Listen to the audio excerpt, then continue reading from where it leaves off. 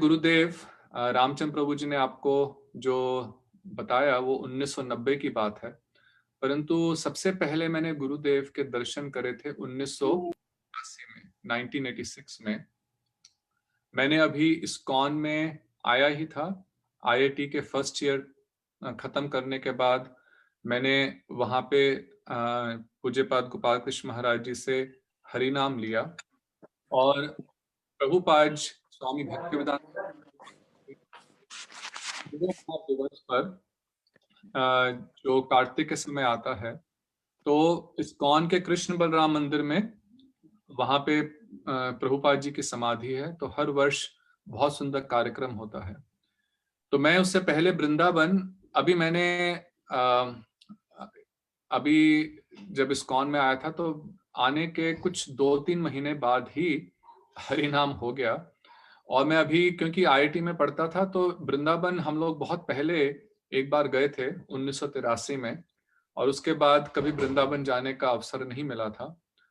तो एक ही बार वृंदावन गया, तो उस समय सब लोग वृंदावन जा रहे थे। गोपाल कृष्ण महाराज जी थे, एक लोकनाथ महाराज और श्रीधर महाराज इस्कॉन में थे। वो लोग मारुति की जो वैन होती है, अब मुझे नाम नहीं मालूम उसको क्या कहते हैं, तो मारुति की वैन में, लेकिन स्थान नहीं था। पर गोपाल कृष्ण महाराज जी ने मुझसे पूछा, तुम चलोगे? मैं सुबह मंदिर में था, तो तुम चलोगे वृंदावन? तो मैंने कहा हाँ जी अवश्य। तो स्थान तो था नहीं गाड़ी में, तो अगर आपको जो मारुति की वैन है, जो आगे जिसका कोई लंबा कुछ वो भी नहीं होता बॉनेट, तो उन्होंने कहा जो पीछे ट्रंक होता है जहाँ पे सामान रखते हैं, तो वहां पर मैं बैठ गया और वहां बैठ करके हम लोग वृंदावन पहुंचे। और जब पहुंचे तो उस समय हम सुबह सुबह मंगल आरती के बाद दिल्ली के मठ मंदिर से निकले थे। जब वहां पहुंचे, कार्यक्रम अभी प्रारंभ ही हो रहा था, तो मंदिर में बहुत लोग बैठे थे। आप यदि कभी कृष्ण बलराम मंदिर गए हों, तो वहां पे सामने राधा श्याम सुंदर गौर निताई और कृष्ण बलराम बीच में है, और एक तरफ प्रभुपाद जी का विग्रह है व्यासासन पे। तो उनके आगे बहुत सन्यासी गण बैठे थे, और पूरा जो मंदिर का प्रांगण है भरा हुआ था। तो पीछे जहाँ पे तुलसी जी का स्थान है, वहां पे प्रभुपाद जी के बिल्कुल सामने वहां पे तुलसी जी का स्थान है, जहाँ पे तुलसी रखी है। तो वहां पे कुछ जगह थी, वहां पे जा करके मैं बैठ गया। तो अभी मैंने कभी असल में अभी इतना तत्व सिद्धांत के विषय में भी बिल्कुल कुछ मालूम नहीं था, और तिरोभाव क्या होता है, डिसअपेरेंस, उसका भी मुझे कुछ अधिक ज्ञान नहीं था। परंतु एक एक करके कुछ एक दो सन्यासियों ने बोला। उसके बाद उन्होंने अनाउंस करा कि गौड़िया मठ से, मुझे ये भी नहीं मालूम था कि गौड़िया मठ क्या है, और उन्होंने किस किस आचार्य के नाम उन्होंने अनाउंस करा वो भी नहीं मैंने सुना।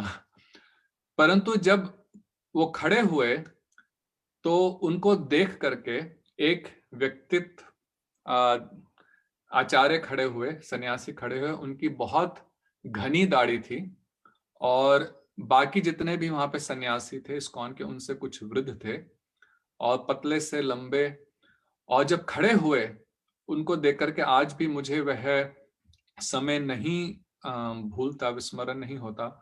उनको देखते ही मेरे हृदय में, शरीर में ऐसा लगा कि जैसे कुछ करंट दौड़ा है, और उनको देखते ही मेरे आंखों से अश्रुधारा बहने लग गई।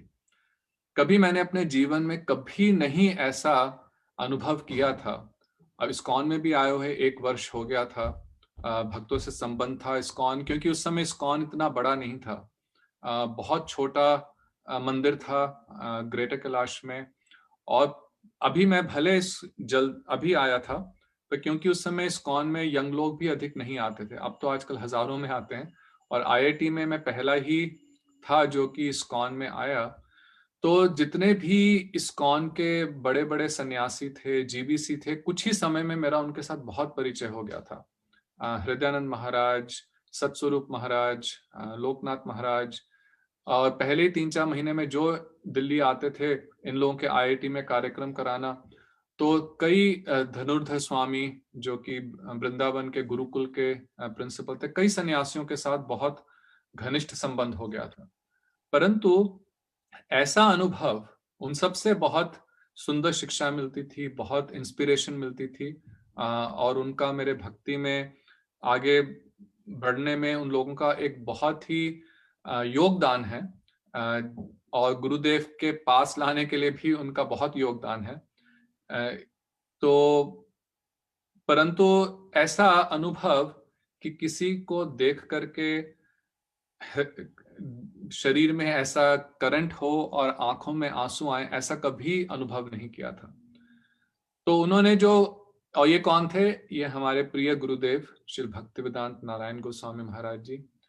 उनको देख करके मैं नहीं समझा कि उनका नाम क्या है, वे किस मठ के थे, परंतु एक हृदय में यह भाव रहा कि किसी एक दिव्य पर्सनालिटी, व्यक्तित्व का आज दर्शन हुआ। और